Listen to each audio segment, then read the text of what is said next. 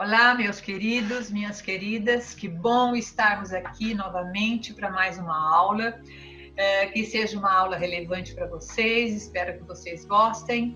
Foi preparada com muito carinho, muito cuidado, e vamos falar sobre provação e tentação. Dois assuntos muito interessantes. Já tivemos a segunda aula falando sobre provação e hoje nós vamos ver a diferença entre as duas, não é? Antes de começarmos a aula, vamos orar, que vocês curvem suas cabeças, pedindo orientação de Deus para que esta aula seja de acordo com a vontade dele. Santo Deus e Pai, muito obrigada, Senhor, pela tua misericórdia, bondade e graça, de nos permitir estarmos neste momento com mais uma aula, embora à distância. Esteja presente, Senhor, dirigindo os nossos pensamentos e os nossos corações. Que Teu Santo Espírito esteja presente, dirigindo tudo que aqui fizermos. E o que fizermos, Senhor, seja para a honra e glória do Teu nome. É no nome santo e precioso de Jesus que eu oro. Amém. Vamos para a nossa aula e a gente se encontra durante a aula, tá bom? Então, estamos aqui na lição de Tiago, a fé em ação, é a lição número 4, que vai falar sobre provação e tentação. A provação, vocês já viram, nós já vimos, o professor Antônio Ezequiel deu excelentes aulas falando sobre provação. Mas estamos voltando ao assunto provação para compará-lo com tentação. E se você não está com a sua Bíblia do lado, dá uma pausa, vai buscar a Bíblia, volta, abre em Tiago, capítulo 1, versos 12 a 15, são 4 versículos só, dá um play e aí a gente começa. Você começa junto comigo, tá bom?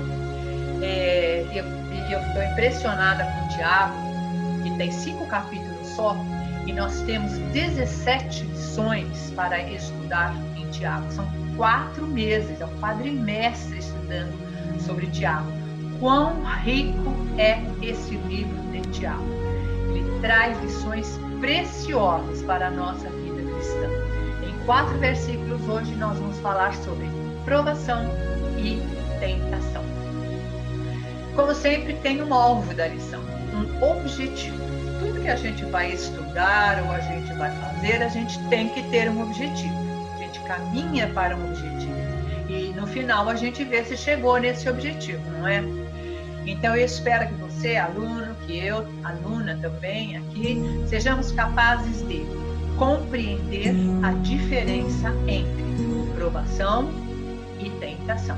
Compreender intelectualmente, compreender a nossa cabeça, o nosso intelecto, vai compreender essa diferença. Mas não basta só compreender. Essa compreensão tem que nos levar a desejar agir adequadamente ante provações e tentações. É um desejo nosso agir de acordo com o que compreendemos.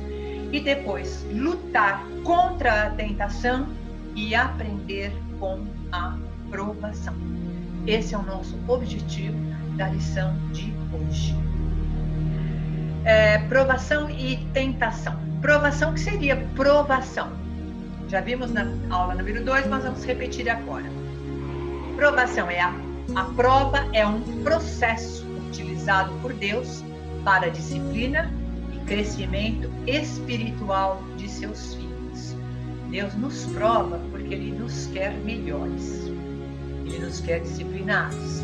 Ele nos quer com crescimento espiritual, rumo à santidade. E a tentação?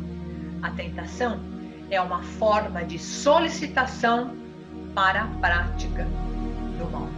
Satanás nos solicita alguma prática, sempre visando o mal.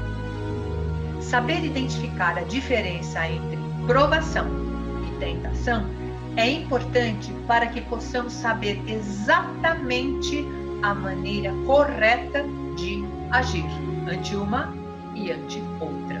Ainda a título de introdução, vamos dar 2 exemplos de personagens bíblicos que foram provados por Deus. Um foi Abraão, registrado lá em Gênesis 22 e Ezequias, 2 Crônicas 32. Abraão foi provado quando Deus pediu a vida do seu filho Isaque, imolado em sacrifício ao Senhor. E Abraão não teve dúvidas de fazer isso. E o rei Ezequias, ele foi provado quando os embaixadores da Babilônia foram ao palácio lá em Jerusalém e Ezequias, inadvertidamente, mostrou todo o seu patrimônio, todos os objetos de decoração, coisas valiosíssimas para aqueles embaixadores. Isso ficou muito ruim para Ezequias depois, ele teve sérias consequências por causa disso. E eles foram provados com o propósito de aprimorar o caráter deles, a fim de que eles andassem nos caminhos do Senhor. Foi uma prova de caráter elevado, vindo diretamente das mãos do Senhor nesses entes queridos deles. Bem diferente é ser provado pelas mãos de Satanás, que induz à prática do mal com fins destrutivos. A Bíblia diz que Satanás está sempre ao nosso derredor, procurando a quem possa tragar. Toda a sua provação, ser provado por Satanás, é ser induzido ao mal. Daí o propósito dessa lição, fazer diferença entre provação e tentação. No final desta lição, temos que ter bem clara em nossa mente o que é provação e o que é tentação. O nosso texto, então, está em Tiago, capítulo 1, versos 12 a 15. Vamos ler juntos? Feliz é o homem que persevera na provação, porque depois de aprovado, receberá a coroa da vida que Deus prometeu aos que o amam. Quando alguém for tentado, jamais deverá dizer: estou sendo tentado por Deus, pois Deus não pode ser tentado pelo mal e a ninguém tenta. Cada um, porém, é tentado pela própria cobiça, sendo por esta arrastado e seduzido. Então a cobiça, tendo engravidado, dá à luz o pecado, e o pecado, após ter se consumado, gera a morte. Prêmio da perseverança na provação. Nós vamos voltar ao verso 12, que eu vou ler para vocês. Feliz é o homem que suporta a aprovação com perseverança. Então aí, quando Deus nos prova, é para o nosso bem. E o que Ele nos dá? Nós somos bem-aventurados, ele fala feliz é o homem, nós somos bem-aventurados, que suporta a aprovação com perseverança. A perseverança desenvolve a paciência. Quanto mais a gente vai praticando alguma coisa, nós vamos tendo paciência com aquilo, não é? Outra coisa, o verso 12 fala assim, porque depois de aprovado, então nós vamos ser aprovados por Deus, receberá a coroa da vida. Seremos galardoados com a coroa da vida, que o Senhor prometeu aos que o amam. Então nós temos a oportunidade de demonstrar o nosso amor por Deus. Veja o versículo 12, mostra toda o valor da perseverança na provação. Somos bem-aventurados, desenvolvemos a paciência, somos aprovados por Deus, galardoados com a coroa da vida, que está lá em Apocalipse 2:10. Depois temos a oportunidade de demonstrar o nosso amor por Deus. Paulo escreveu em 2 Coríntios 4:17 o seguinte: pois nossa tribulação leve e passageira produz para nós uma glória incomparável, de valor eterno. Isso é o que faz a provação que Deus prova a nossa fé, não é? A força destruidora da cobiça. O verso 13, ele fala assim, o verso 13 e o verso 14, quando tentado, ninguém deve ser tentado, ninguém deve dizer que foi tentado por Deus, Deus a ninguém tenta. E o verso 14, mas cada um é tentado quando atraído e seduzido pelo seu próprio desejo ou pela sua própria cobiça.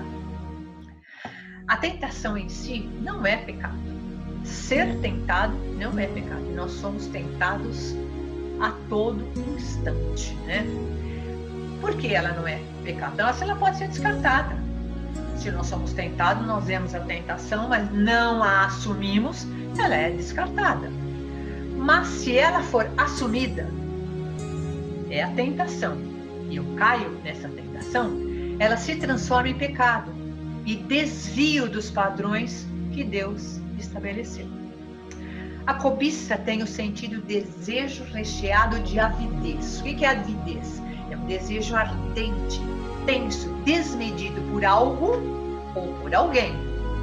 Mas esse desejo, essa cobiça que Satanás nos tenta e nos mostra, que nós assumimos, é uma cobiça de um desejo intenso por alguém ou por algo. O problema central da cobiça está em pensarmos em nós mesmos e não propriamente nas coisas que podemos obter. Isso torna o ambicioso uma pessoa egoísta, sempre descontente e insatisfeita. Quando a gente cobiça alguém, ou quando alguém cobiça alguém ou algo, ela está pensando em satisfazer o seu desejo. Está pensando na coisa cobiçada. E depois que conseguiu aquilo, ela fica descontente, insatisfeita, já quer outra coisa. Por isso que o ambicioso é uma pessoa egoísta. Ele está pensando em si mesmo. A força destruidora da cobiça. O 10º mandamento diz: não cobiçarás. Ao contrário dos outros mandamentos que focam em ações exteriores, este mandamento centra-se no coração. Quando diz assim, não cobiçarás. Se cobiçar é uma coisa externa, mas o desejo de cobiçar está no coração. Outro mandamento diz, não matarás. Matar é uma coisa externa a nós, mas o desejo de matar está em nosso coração. Então, o não cobiçarás, diferente dos outros 9 mandamentos, ele é interno, é um imperativo espiritual moral contra o desejo de coisas proibidas. Por isso, ele começa no coração. O pecado não apenas como um ato, a gente não trata o pecado como um ato apenas, mas ele é um processo em 4 estágios.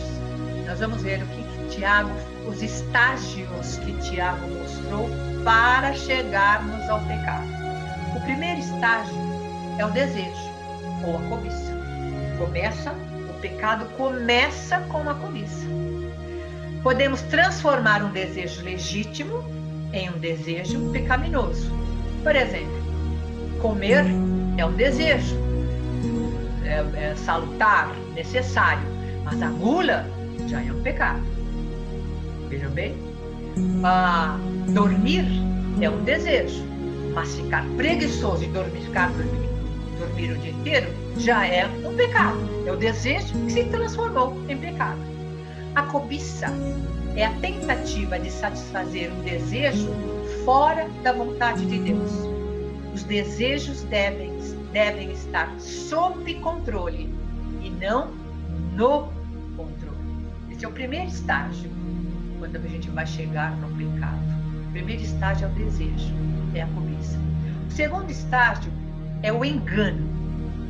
Aqui podemos ver a figura do caçador que usa uma armadilha, ele atrai, e do pescador que usa o anzol como isca, ele seduz. O verso 14 diz assim, cada um é tentado quando atraído e seduzido. Por que engano? A isca é um engano para o peixe, não é? O desejo às vezes é um engano para nós. A armadilha seduz, a armadilha atrai. Precisamos identificar a arapuca e a isca do diabo para não cairmos na rede do seu engano. Esse é o segundo estágio. O terceiro estágio é o nascimento do pecado. Desejo, engano, aí nasce o pecado. Como? Tiago muda a figura da armadilha e do anzol para a figura do nascimento de um bebê maldito chamado pecado. Tanto é que depois, lá na nossa leitura, ele fala assim, o nascimento do pecado. Ele é gerado no coração. E quando essa tentação é assumida, nasce o pecado. E o quarto estágio é a morte. A cobiça, depois de haver concebido e dado à luz o pecado, este pecado, uma vez consumado, gera a morte. O salário do pecado é a morte. O verso 15 diz o seguinte: então o desejo, tendo concebido, dá à luz o pecado, e o pecado, após se consumar, gera a morte. Vemos aqui a genealogia do pecado, como ele nasce, como ele começa e como ele termina com a morte. A cobiça é a mãe do pecado, e o salário do pecado é a morte. Paulo diz isso lá em Romanos capítulo 23. O pecado não apenas como um ato, mas um processo, ele ainda nos diz o seguinte: o pecado de Davi com Batseba. Lembram-se dessa história? Lá em Samuel 11, de 1 a 5, foi um processo de gestação do mal. Davi era um rei, era época de primavera, quando os reis saíam para as batalhas, e Davi, nessa determinada batalha, ele não foi. Ele mandou o seu exército e os seus generais foram na frente. Ficou em casa. Saiu numa certa manhã, ou tarde, ele saiu no terraço do seu palácio, olhou, eu acho que ele olhou para baixo, né? Ele olhou para baixo, viu uma mulher muito bonita se banhando. Ele viu se banhando. E ali teve o quê? O desejo, a cobiça. Então, a ociosidade. Davi estava ocioso. E a ociosidade desarma a mente e enfraquece o espírito. Ele devia estar na batalha, ele estava ocioso em casa. Ele olhou e viu a mulher bonita se banhando. A concupiscência dos olhos. A cobiça atrai e seduz.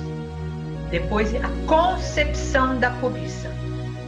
Ele chamou essa mulher para o palácio, teve relacionamento com ela, e desse relacionamento ele dá à luz do pecado. Um filho, essa Batseba engravidou e nasceu o seu filho. Só que o resultado foi a morte. A morte de Urias, marido de Batseba. Vocês conhecem a história, o que Davi fez para que Urias fosse morto, e morreu o bebê que Batseba estava esperando. Veja aí toda a genealogia do pecado. A ociosidade, a concupiscência dos olhos, o desejo, o engano, né? A concepção da cobiça, o ato e a morte. Tudo isso aqui aconteceu com Davi. É o pecado não apenas como um ato, mas em 4 estágios nós vemos aqui exatamente na atitude de Davi. Como lidar de forma sábia com a tentação? Primeiro, uma pessoa madura é paciente nas provas. Uma pessoa imatura transforma provas em tentações. E que é preciso para ter essa maturidade? Nós já vimos em outras lições a necessidade de estudo da palavra e da oração. Ao longo do tempo, ao longo da vida, desde pequenos, frequentar a escola dominical desde criança, na adolescência, na juventude, na maturidade. Isso vai tornando a pessoa madura, para ela ser paciente nas provas e para ela não transformar provas em tentações. Provas são testes enviados por Deus tentações são armadilhas enviadas por Satanás. Quando passamos por dificuldades, somos tentados a questionar o amor e o poder de Deus. Quantas vezes numa prova, numa tribulação que a pessoa tem, muitas vezes a gente escuta: será que Deus existe? Será que Deus fez isso? Será que Deus não está olhando para mim? Será que Deus me ama realmente? Então Satanás oferece um caminho para escaparmos das provas. Essa oportunidade é uma tentação. Quando nós enfrentamos as provas com paciência, do jeito lá do primeiro versículo 12, com paciência, com perseverança, sabendo que nós vamos ser aprovados e vamos receber a coroa da vida, amando ao Senhor. Tudo isso, há necessidade do estudo da palavra e da oração. Como lidar de forma sábia com a tentação? Mais uma coisa. Há 3 fatos que devemos considerar se queremos vencer as tentações. Primeiro, olhe para frente e considere o julgamento de Deus. Nós vimos que vamos ser julgados. O julgamento de Deus haverá para as provas, se passamos por elas, ou das tentações, se caímos nelas. Olhe também ao redor e considere a bondade de Deus. Veja quanta coisa boa Deus fez por você, por nós, por mim, por você. Olhe para dentro de si e considere a natureza divina dentro de você. Nós somos, depois de aceitarmos Cristo como nosso Salvador, novas criaturas. Nosso comportamento não pode ser de pessoa que não é uma nova criatura diante de Deus. Dentro de nós está uma nova criatura. Nós temos que saber como nos comportar na aprovação e na tentação, sabendo que a aprovação serve para a nossa disciplina, para o desenvolvimento da nossa santidade, e a tentação vai servir só para a nossa desgraça, para cair diante de Deus, né, das coisas de Deus. Concluindo, nós devemos esperar que a fé verdadeira seja provada pelas tribulações desta vida. A fé precisa ser provada. Se não é provada, a gente não sabe se tem a fé ou não. É uma fé verdadeira, que está no coração, está na mente, está no coração e nas atitudes. Que ela seja provada pelas tribulações da vida, pois importa entrar para o reino de Deus através de muitas tribulações. Paulo já disse isso lá em Atos capítulo 14, confirmando os ânimos dos discípulos, exortando-os a permanecer na fé, pois que por muitas tribulações nos importa entrar no reino de Deus e prosseguir em meio a grandes sofrimentos, como Pedro fala no capítulo 5. Sede sóbrios, vigiai, porque o diabo, vosso adversário, anda em derredor, bramando como leão, buscando a quem possa tragar, ao qual resisti firmes na fé, sabendo que as mesmas aflições se cumprem entre os vossos irmãos no mundo. E Paulo ainda em Romanos fala o seguinte: mas certo de que o mal, embora pareça descontrolado no mundo, está sob a alçada de Deus e é usado para o bem daqueles que amam o Senhor e são chamados segundo o seu propósito. Para concluir ainda mais a nossa lição, nós vamos ver um vídeo agora com o pastor Hernandes Dias Lopes. O pastor Hernandes, ele escreveu este livro aqui, que a direção da EBD deu para nós, professores, que muita valia tem para nós este livro. E o pastor Hernandes tem um vídeo curtinho, 4 minutinhos, falando sobre essa diferença de tentação e provação. E fala muito ao nosso coração a palavra do pastor Hernandes. Seria já a própria lição toda nesse vídeo. Lembrando que vamos ter atenção para esse vídeo, que vai nos valer muito.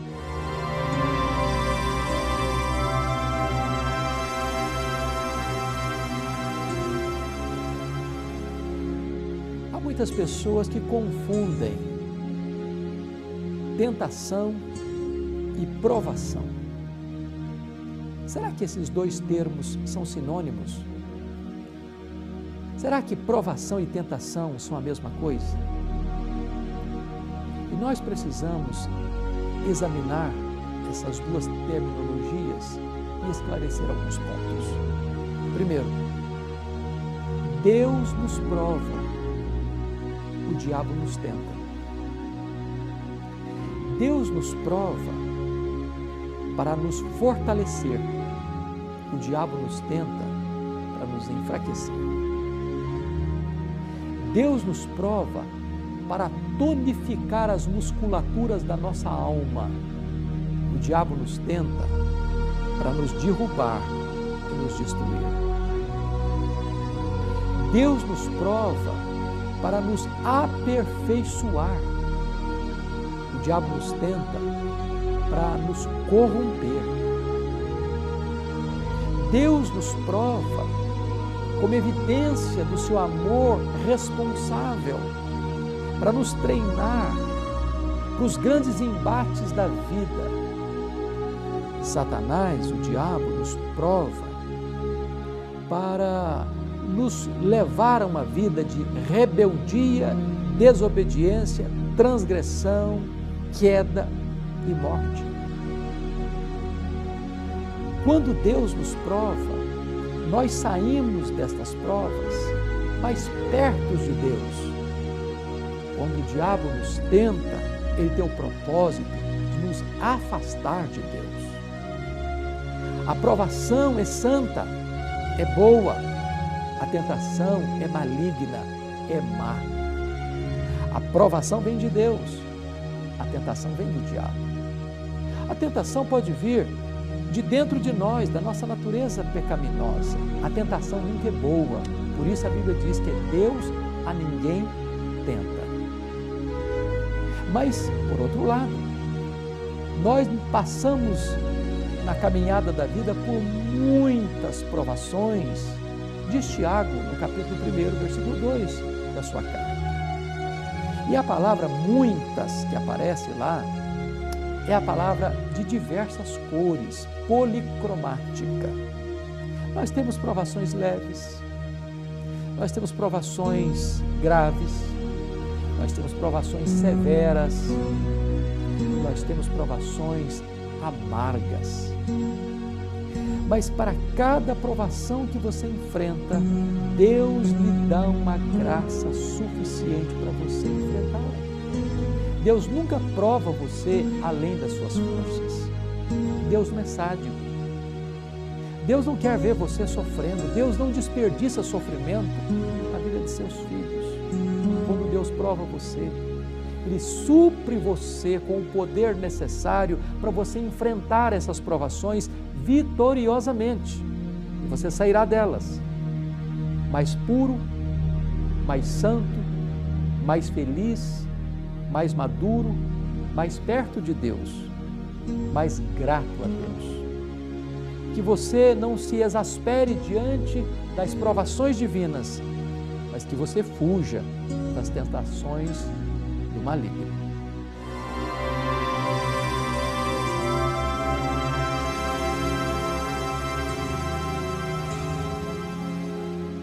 Muito obrigada, meus irmãos, meus amigos, pela atenção que vocês dispensaram. Esse vídeo que vocês viram, espero que tenha sido do agrado de vocês, que tenha lembrado a vocês os nossos objetivos no início da nossa aula, né? Que nós compreendamos realmente a diferença entre provação e tentação, que nós desejemos agir adequadamente com essa compreensão que nós temos e lutar contra a tentação e aprender com a provação que teremos com certeza. Muito obrigada, até uma próxima aula. Que Deus abençoe a todos.